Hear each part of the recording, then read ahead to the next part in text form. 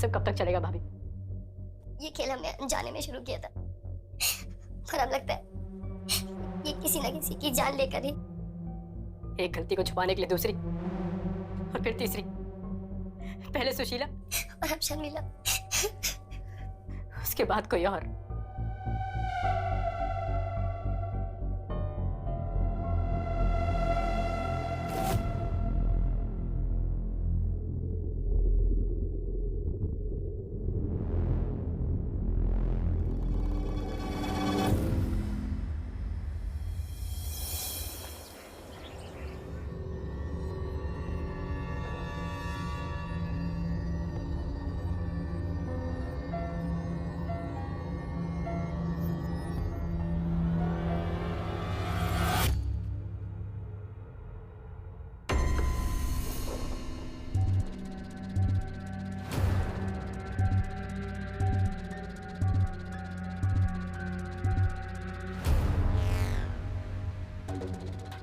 घड़ी कहाँ है मेरी?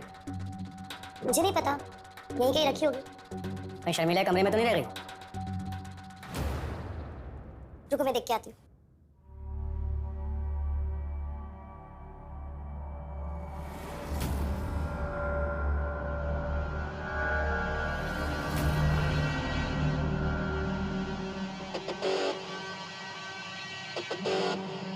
अरे घड़ी तुम्हारे पास रह गई थी, कब से ढूंढ रही थी इसे।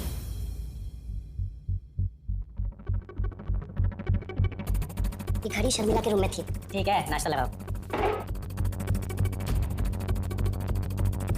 इस घर में सदेश्वर द्वारा शर्मिला का शोषण हो रहा था, जिसके जिम्मेदार सदेश्वर के साथ साथ कुछ हद तक रवि और रेवती भी थे। शर्मिला के साथ जो भी हो रहा था उसे शक होने लगा था, यानी कि खेल अब एक खतरनाक मोड़ ले रहा था। ऐसा खतरनाक मोड़ जहां जुर्म की इंतहा होती है। दूसरी तरफ सुशीला नाम की भी एक बैक स्टोरी थी। कौन थी ये सुशीला, और शर्मिला को कब और कैसे इन दरिंदों की असलियत का पता चला? आइए देखते हैं। दीदी, जेठ जी की घड़ी मेरे कमरे में क्या कर रही थी? अरे गलती से भूल गए होंगे। पर जेठ जी मेरे कमरे में क्या कर रहे थे? कल रात जब रवि मेरे साथ थे तब तो वो घड़ी वहां नहीं थी। कोई भूत आया होगा, वो चुपके से वहां रख के चला गया होगा। दीदी, ये हंसने की बात नहीं है। मैंने आपसे पहले भी कहा है कि मैंने जेठ जी को अपने कमरे में देखा था। मेरा मतलब है, मुझे लगा। एक बात ना कान खोल के सुन लो, बार बार ये लगना लगाना हमका ना बोलो। हम सब समझते हैं कि तुम्हारे दिमाग में का खिचड़ी पकड़ी है। तुमने हमारे पति की छवि अपने दिमाग में भर ली है, तो हर जगह ये लगना लगाना मत करना, समझ रही हो ना? बीबी जी, कोई पुराना कपड़ा है तो निकाल दीजिए, एकदम चकाचक नए बर्तन आए हैं। इंटरनेट पे भी ऐसे डिजाइन नहीं मिलेंगे आपको। तुमको कितनी बार कहा है हमको कोई बर्तन नहीं देना। चलो जाओ यहाँ से। देखिए ना बीबी जी, कोई ऐसा कपड़ा जो काम नहीं आता हो। बोला ना कुछ नहीं चाहिए, चलो निकलो। ठीक है बीबी जी, होगा तो देख लीजिएगा।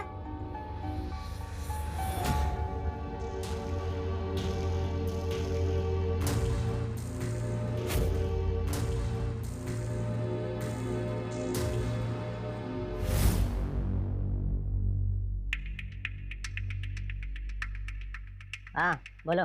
जी मुझे लगता है ना शर्मिला को ना शक हो गया है।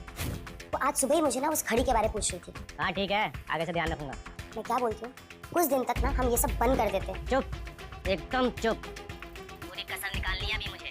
और कुछ भी ऊंच नीच होती है ना तो तू संभालेगी, रवि संभालेगा जो तुझे गजरे पहनाता था। और सुन, जरूरत पड़े तो इसका भी वही हाल कर देंगे तो सुशीला का क्या था।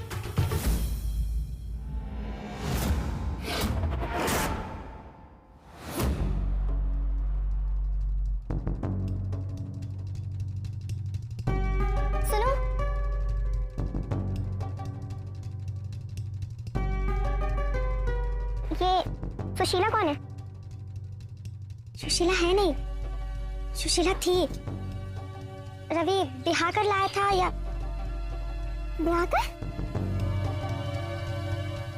मतलब क्या है आपका? मुझे इतना तो नहीं पता, लेकिन एक लड़की आई जरूर थी इस घर में। अब रवि उसे शादी कर लाया था कि ऐसे ही। लेकिन उसका बड़ा भैया है ना सिद्धेश्वर, वो उसके साथ। तुम समझ रही हो ना? देखो बीवी, मैं किसी से डरती तो नहीं हूँ, लेकिन कुछ तो गड़बड़ है इस घर पे। तुम अच्छी दिल की लगी, अपना ख्याल रखना। दीदी दीदी बोलो ना, मेरा नंबर ले लो, कभी जरूरत पड़े तो फोन कर देना।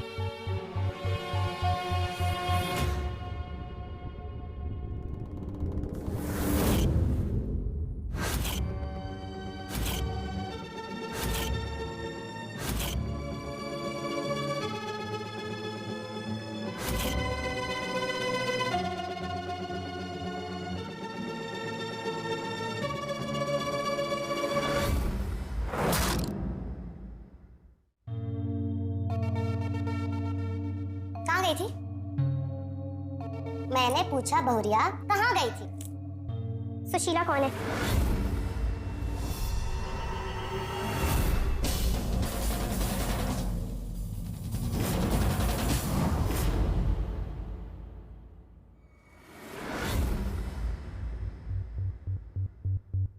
कहाँ जा रहे हो तुम? छुआ मत मुझे।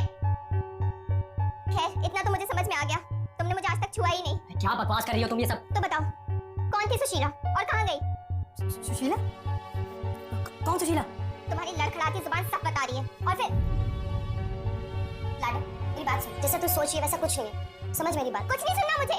उस दिन भी मैंने इन्हें अपने कमरे से जाते देखा, उसके बाद इनकी घड़ी मेरे कमरे से मिली। रोज शराब पिलाते हो ना तुम लोग मुझे। छोड़ दो मेरा रास्ता, जाने दो मुझे। अरे तुम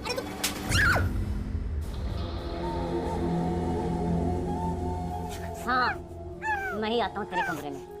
रवि ने ना तुझे आज तक छुआ भी नहीं है। जानती है क्यों?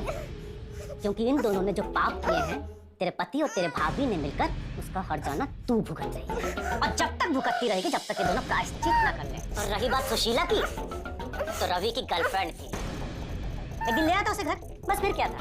उसे भी इन दोनों के पाप का भुगतान भुगतना पड़ा। नानुकुर कर रही थी तेरी तरह। गायब हो गई बेचारी, गायब हो गई। गायब होना चाहती है?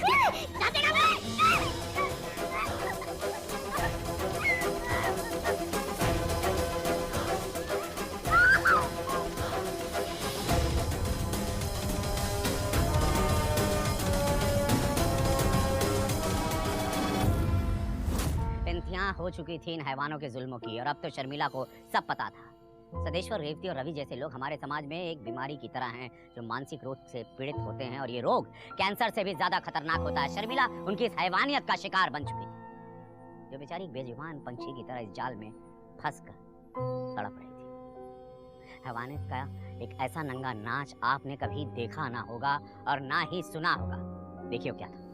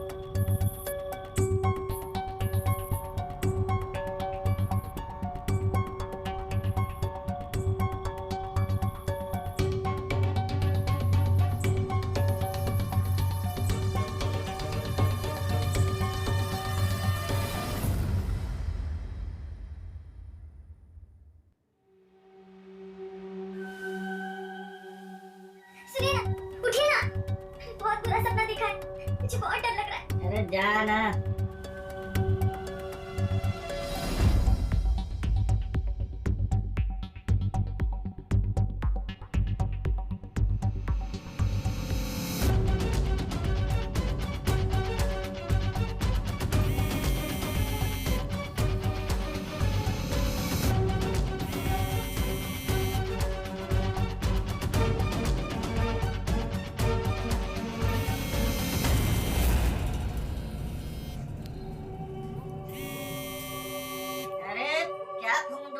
रात भर लगी रहती है। तू नहीं सोती तो किसी और को भी इसमें सोने दो।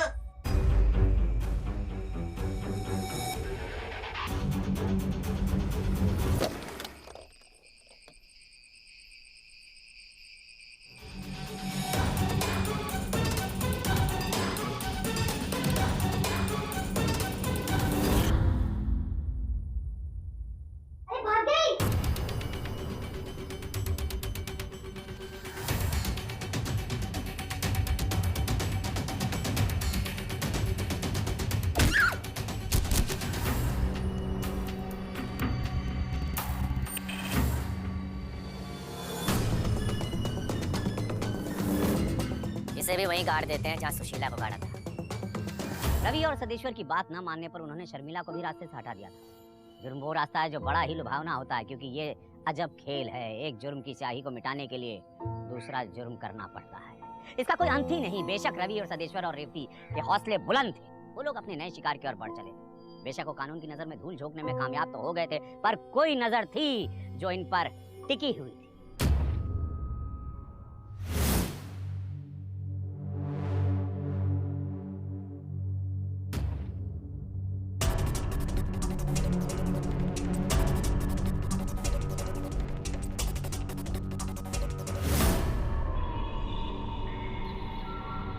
रवि, ये देख कितनी हॉट है, शादी कर ले इससे। एक बात बोलो भैया, कब तक चलेगा ये सब?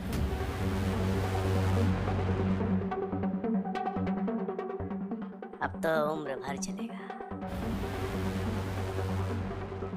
मजा आने लगा है इसमें।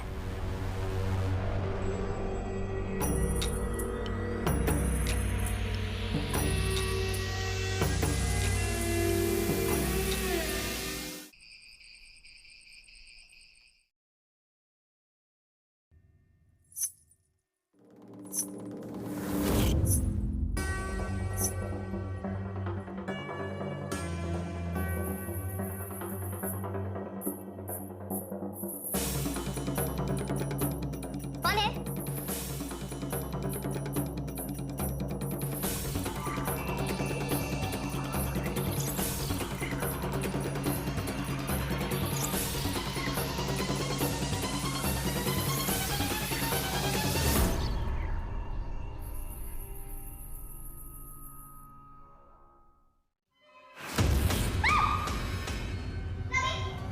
जल्दी आओ नीचे, जल्दी आओ। क्या हुआ भाभी? मैंने अभी शर्मिला को वहाँ पे नाश्ते में देखा, वो घुंघरू पहन के नाश्ते में देखा। रवि, लाइट जला। मैंने कोशिश की थी लाइट जला के, लाइट नहीं जल रही है। अरे भाभी, शर्मिला कैसे आ सकती है यहाँ पे? मेरा यकीन करो, मैं कह रही हूँ ना, मैंने शर्मिला को वहाँ देखा है घुंघरू पहन के नाश्ते में। मेन स्विच चेक कर जाकर जा।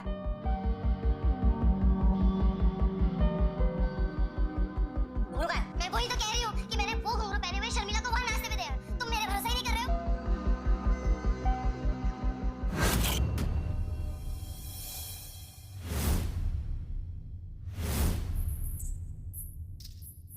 देखो, मैंने कहा था ना, आवाज आ रही है घुंघरू से।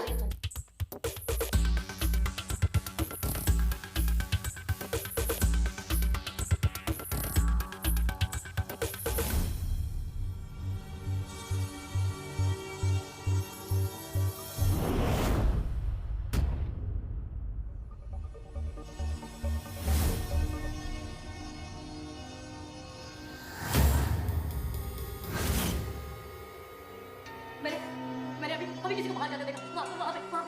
मैंने कहा था, वो शर्मिला ही है, शर्मिला ही है। अरे हमने उसे मार के जमीन के अंदर गाड़ा था, वो जिंदा कैसे हो सकती है? वही है। रवि, आ मेरे साथ। सुनो, मैं यहाँ अकेले नहीं रहूँगी। मुझे भी लेके चलो साथ लूँगी। आ जा।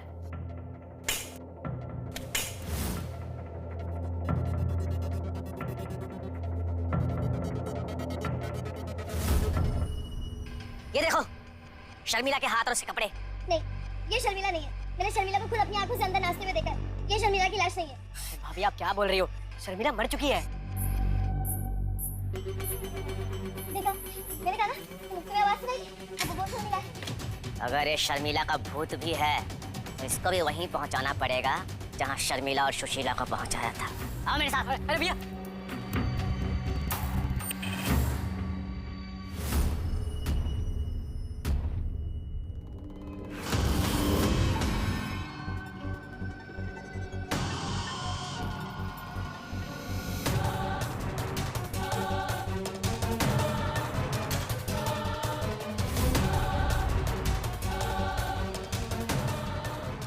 वो मैं नहीं, कमला थी।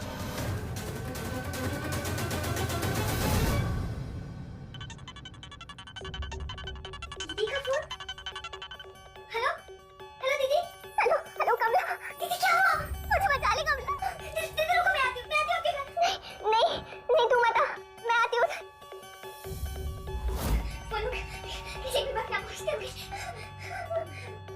एक काम कीजिए, मैं इन लोगों को बुला करती हूँ, आप अपने गाँव पहुँचिए।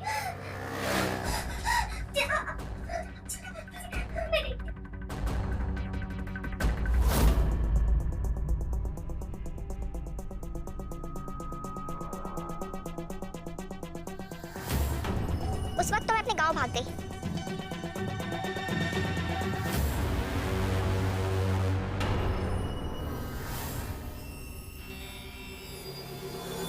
पर बाद में जब मुझे उसके पति से पता चला कि उस रात से कमला गायब है, तो कुछ दिन रुक के मैंने पुलिस की मदद ली और तुम लोग को रंगे हाथ पकड़ने के लिए पुलिस ने ये जाल बिछाया। ले जाइए इंस्पेक्टर साहब इन्हें।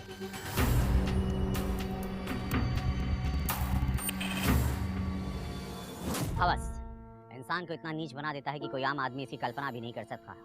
देखने में कोई काल्पनिक कहानी लगती है, पर ये एक सच्ची और घिनौनी घटना है, क्योंकि आदमी की सोच जहाँ खत्म होती है, इन मुजरिमों की सोच वहाँ शुरू होती है। आज के लिए इतना ही। चौकन्ने रहिए, होशियार रहिए, क्योंकि ये भेड़िए आपके आसपास ही बसते हैं, इंसान की खाल में। तो नजर रखिए अपने आसपास ऐसे किरदारों पर, लोगों को आगाह कीजिए और देखते रहिए क्राइम स्टॉप। मिलते हैं अगले एपिसोड में। क्राइम स्टॉप, आप रहिए सुरक्षित।